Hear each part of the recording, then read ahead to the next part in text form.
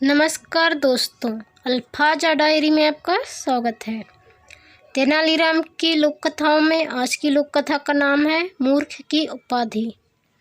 सम्राट कृष्णदेवराय के साम्राज्य विजयनगर में होली, दिवाली के त्योहार बेहद धूमधाम और हर्षोल्लास से मनाए जाते थे। सम्राट खुद इन त्योहारों पर आयोजित समारोह में भाग लिया करते थे। एक बार होली के अवसर पर सम्राट की तरफ से अनोखे कार्यक्रम का आयोजन किया गया। महल के बगीचे को ईरानी शैली से सजाया गया।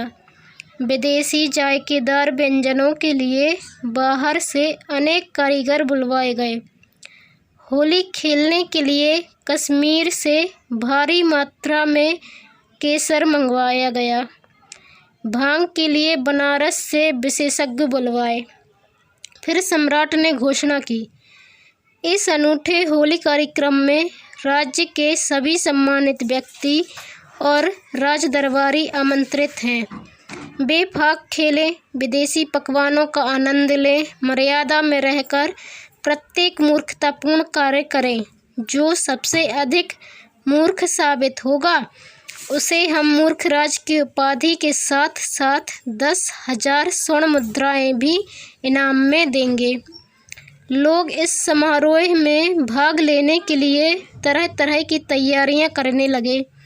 हर बार यह सम्मान तेनालीराम को मिलता था। इस बार मंत्री और सेनापति ने योजना बनाई कि यह सम्मान पुरोहित को मिले। होली से एक दिन पहले समारोह शुरू हुआ।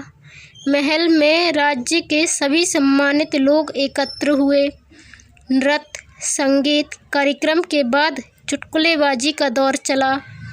हर बार जनता तेनालीराम पर ही हंसती थी।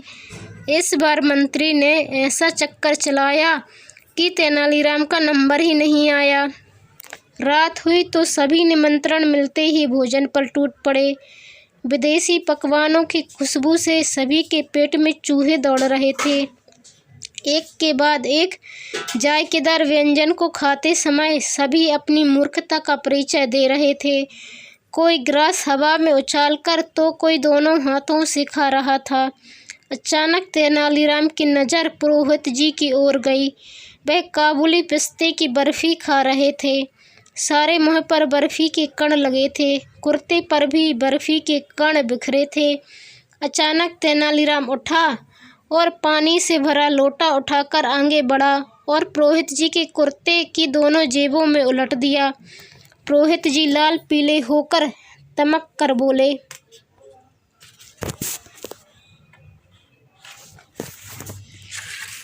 यह क्या बदतमीजी है तेनालीराम? मूर्खता की भी एक हद होती है।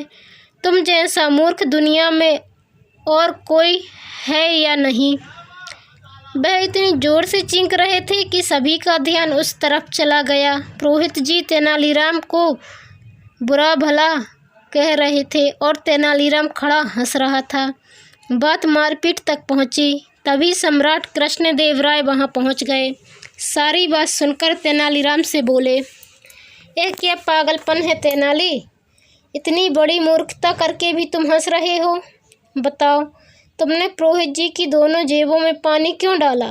तेनालीराम हाथ जोड़कर बोला, क्षमा करें महाराज, यहाँ जितने भी सज्जन व्यक्ति हैं वे सभी भोजन के साथ साथ पानी भी पी रहे हैं, मगर मैं काफ़ी देर से देख रहा हूँ कि पुरोहित जी की जेब दनादन बर्फी खा रही है। मैंने सोचा यदि उसे पानी न मिला तो शायद अपच हो जाए, इसलिए। क्या मूर्खों जैसी बातें निकाल रहे हो? जेब भी कोई आदमी है जो दनादन खाएगी?